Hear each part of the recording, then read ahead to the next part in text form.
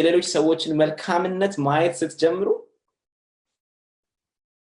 እናንተ ውስጥ ያለውን መልካምነት ማየት ትጀምራላችሁ። እኔ አንዳንድ ሰዎች ሰማለሁኝ እኔ ሌሎች ሰዎች ሲናገሩ ሌሎች ሰዎች ላይ ብቻ የሚያቆም ይመስላችኋል? ነው ያ አይደለም። በእውነት እንደዛ አይደለም። ሌሎች ሰዎች ላይ የምናደርገው ህመም በኋላ ላይ እኛም ላይ ተመልሶ የሚመጣ ህመም ነው። ስለዚህ አጠገባችን ያሉትን ሰዎች በመልካምነት በፍቅር ማየት ስንጀምር ራሴንም በፍቅር ማየት ጀምራለሁ። ራሴንም በመልካም ጎን መመልከት ጀምራለሁ። እንደውም እውነቱን ለመናገር ሌሎች ሰዎች ላይ የምናደርገው አስተሳሰብ ውስጣችን ያለ አስተሳሰብ ትግል ውጤትም ነው። ምን ለማለት ፈልጌ መሰላችሁ? በጣም መልካም የሆነ አስተሳሰብ ውስጡ ያለው ሰው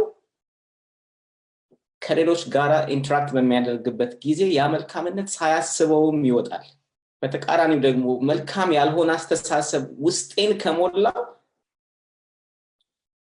ከሰዎች ጋር ማውራት መነጋገር ሲጀምር ያ ቁጣ ያ መጥፎ አስተሳሰብ ያ አሉታዊ አስተሳሰብ ገንፍሎ ይወጣል።